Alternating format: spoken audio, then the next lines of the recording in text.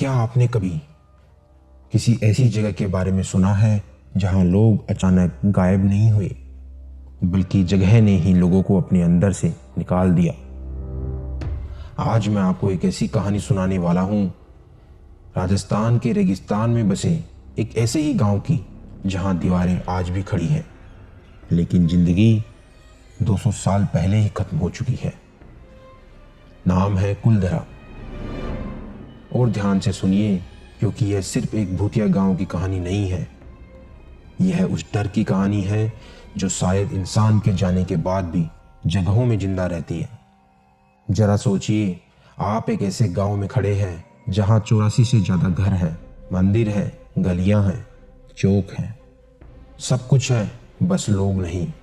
और सबसे डरावनी बात, यह गांव उजड़ा नहीं था, इसे छोड़ा गया था। कहानी शुरू होती है लगभग 13वीं शताब्दी में, जब पालीवाल ब्राह्मणों ने इस जगह को बसाया। पालीवाल यानी पानी और खेती के उस्ताद। रेगिस्तान में भी उन्होंने एक ऐसी जल प्रणाली बनाई कि सूखी जमीन सोना उगलने लगी। कल्पना कीजिए, जहां आज सिर्फ रेत उड़ती है, वहां कभी खेत लहराते होंगे, रात में दियों की रोशनी जलती होगी, बच्चों की आवाजें गूंजती होंगी। कुलधरा सिर्फ गांव नहीं था, एक संपन्न सभ्यता थी। लेकिन हर कहानी में एक मोड़ आता है, और कुलधरा की कहानी में वो मोड़ था जैसलमेर का दीवान सालिम सिंह। कहा जाता है उसकी नज़र गांव की एक लड़की पर पड़ी। सिर्फ नज़र नहीं, जुनून। उसने संदेशा भेजा, या तो लड़की उससे शादी करेगी या गांव पर भारी कर लगाया जाएगा। अब जरा सोचिए, एक पूरा गांव एक लड़की की इज्जत और अस्तित्व के बीच खड़ा हो, और फिर एक रात कुछ ऐसा हुआ जिसने इतिहास को रहस्य बना दिया। कहते हैं अमावस की रात थी, ना युद्ध हुआ, ना चीखें सुनी गई, ना आग लगी। लेकिन अगली सुबह कुलधरा खाली था। सिर्फ कुलधरा ही नहीं, उसके आसपास के 84 गांव भी। लोग अपने घर, बर्तन, सामान सब छोड़कर चले गए।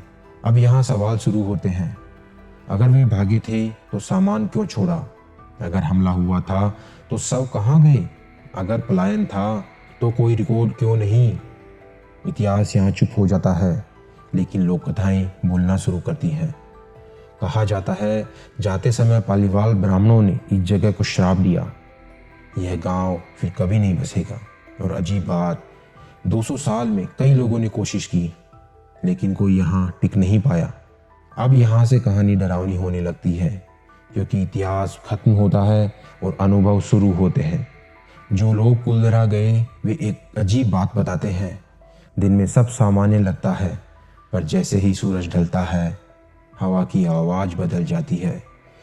रेगिस्तान की हवा सामान्यतः बहती है, लेकिन यहाँ वो गलियों से गुजरते हुए फुसफुसाती महसूस होती है। कुछ लोगों ने कहा उन्हें लगा कोई पीछे चल रहा है, कदमों की आवाज़, लेकिन पीछे मुड़ो तो कोई नहीं। जरा सोचिए, आप अकेले चल रहे हैं, रेत पर अपने कदमों की आवाज़ सुन रहे हैं, और अचानक एक कदम आपके बाद, क्या वह गूंज थी या कोई और? अब कल्पना कीजिए, रात का समय, आसमान में तारे, चारों तरफ टूटे घर और बीच में आग। यहाँ रात अंधेरी नहीं लगती, बल्कि देखते हुए लगती है। जहाँ कुछ पैरानॉर्मल टीम्स ने यहाँ रिकॉर्डिंग की, उन्होंने दावा किया कि उन्हें बच्चों की आवाज़ें और स्त्रियों की धीमी बातचीत जैसी ध्वनियाँ सुनाई दी। कोई स्पष्ट शब्द नहीं, बस मौजूदगी।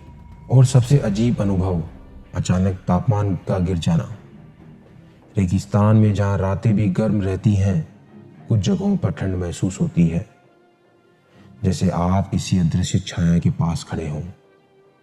अब यहाँ एक सवाल उठता है, क्या सच में कुलधरा में कुछ है, या हमारा दिमाग खाली जगहों को कहानियों से भर देता है?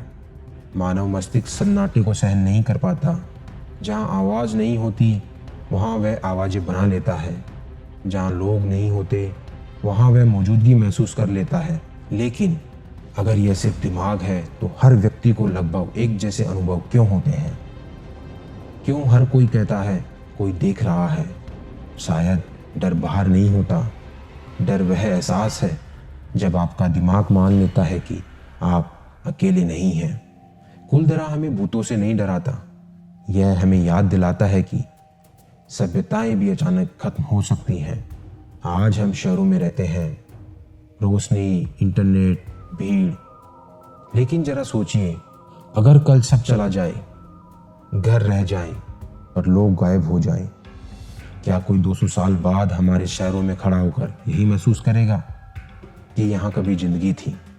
शायद कुलधरा का श्राप अलौकिक नहीं है, शायद वह एक चेतावनी है कि जगह इंसानों को याद रखती हैं, और जब इंसान चले जाते हैं तो यादें सन्नाटे बन जाती हैं। कुछ स्थानीय लोग कहते हैं, रात में अगर आप किसी खाली घर के अंदर ज़्यादा देर रुके तो बाहर निकलते समय अजीब बेचैनी साथ आती है, जैसे आपने कुछ पीछे छोड़ दिया हो या कुछ आपके साथ आ गया हो। और यह बात सुनकर सबसे डरावना सवाल पैदा होता है, क्या कुलधरा में लोग गायब हुए थे या कुलधरा ने उन्हें अपने अंदर संभाल कर रख लिया? अब मैं आपसे एक सवाल पूछना चाहता हूँ, अगर आपको आज रात कुलधरा में अकेले रुकना पड़े और आधी रात को किसी खाली घर से कदमों की आवाज़ आए, तो आप क्या मानेंगे, हवा, ब्रह्म या? इतिहास अभी खत्म नहीं हुआ, तो अब सवाल आपसे है, क्या कुलधरा सच में श्रापित है या वह सिर्फ उन लोगों की याद है जो कभी यहाँ से गए ही नहीं? या शायद अब उन्होंने आपको याद कर लिया है, क्योंकि जो दिखता है वही सच नहीं होता और जो नहीं दिखता वही सबसे ज़्यादा असर करता है। कुलधरा आवाज़ नहीं देता, वह एहसास देता है, और एहसास तर्क से नहीं पकड़ा जाता। अगर आपको ऐसी सच्ची और अनसुलझी कहानियाँ सुननी है जहाँ डर सिर्फ कहानी नहीं एहसास बन जाए, तो जुड़े रहिए मेरे साथ कुछ सुलझे अनसुलझे रहस्य पर, क्योंकि कुछ जगहें आज भी जवाब नहीं देती, सिर्फ इंतज़ार करती हैं कि कोई फिर से उनकी कहानी सुनाए। और शायद अगली कहानी आपको सुनाने के लिए कोई जगह आपका इंतजार कर रही है।